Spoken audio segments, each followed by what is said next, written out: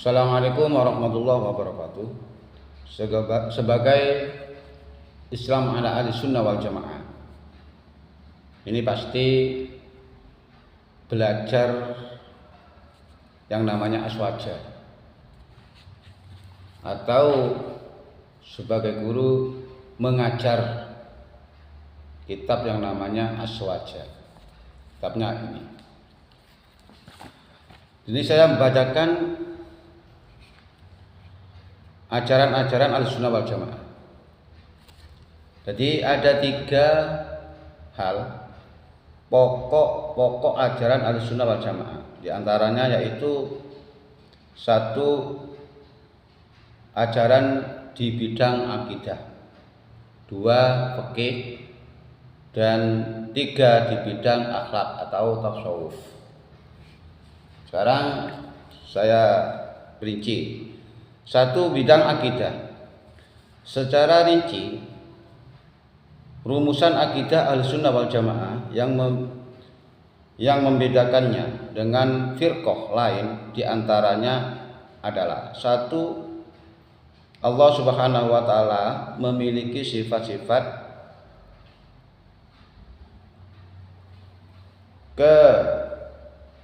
keindahan atau yang dinamakan al-jamal, sifat-sifat kebesaran al-jalal, dan sifat-sifat kesempurnaan al-kamal. Sifat-sifat tersebut berbeda dengan sifat-sifat yang ada pada makhluk. 2, sifat-sifat Allah terdiri dari sifat wajib jumlahnya 20, sifat mustahil jumlahnya 20, dan sifat jaiznya ada 1. Seterusnya 3, Allah Subhanahu wa taala Maha Esa baik dalam zatnya, sifatnya maupun perbuatannya. Terus Allah Subhanahu wa taala dapat dilihat kelak di surga. Percaya bahwa ada makhluk halus yang diciptakan oleh Allah dari cahaya atau nur yang bernama malaikat.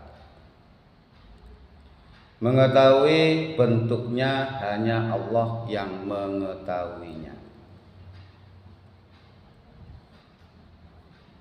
Terus lanjut, jumlah malaikat hanya Allah yang mengetahuinya, dan di antara ada yang disebut malaikat kiraman katibin.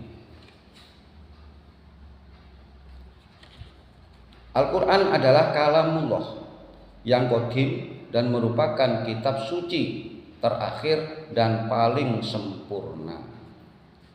Selanjutnya, kitab suci Al-Quran berada di atas akal manusia dan bukan sebaliknya.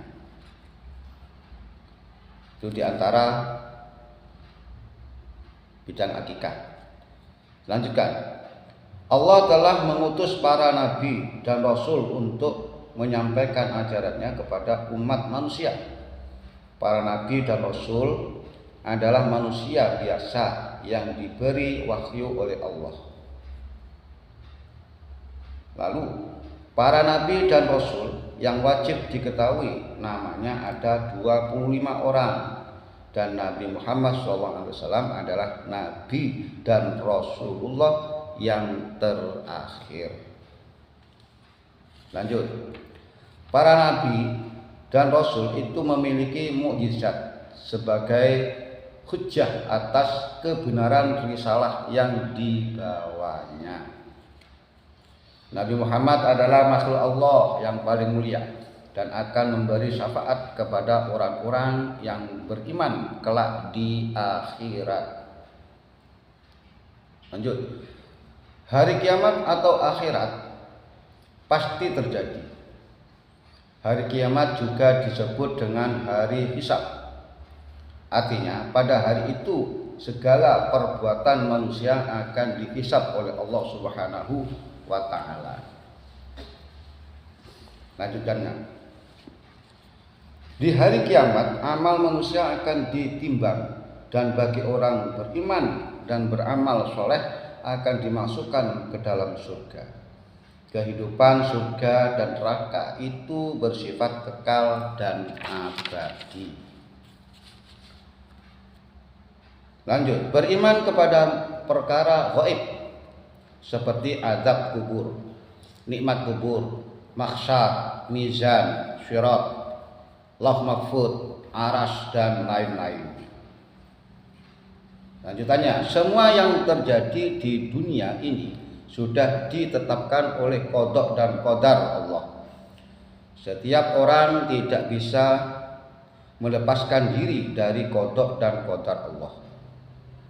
Lanjut, rezeki, jodoh, dan ajal telah ditetapkan oleh Allah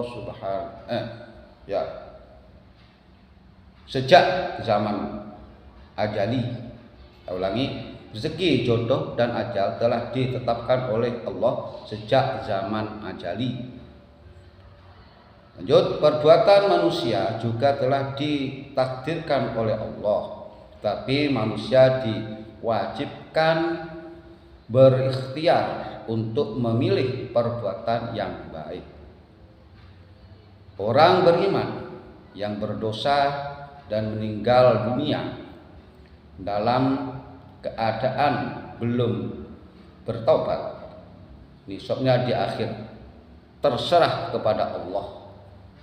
Mungkin ia akan memperoleh rahmat dari Allah dan syafaat dari Rasulullah Shallallahu Alaihi Wasallam. Mungkin juga ia disiksa, akan tetapi tidak bersifat kekal. Terakhir, anak-anak orang kafir jika meninggal dunia sebelum usia balik akan dimasukkan ke dalam surga. Ini barusan yang saya baca di bidang akidah. Di bidang selanjutnya akan saya lanjutkan nanti. Wa'alam. Assalamualaikum.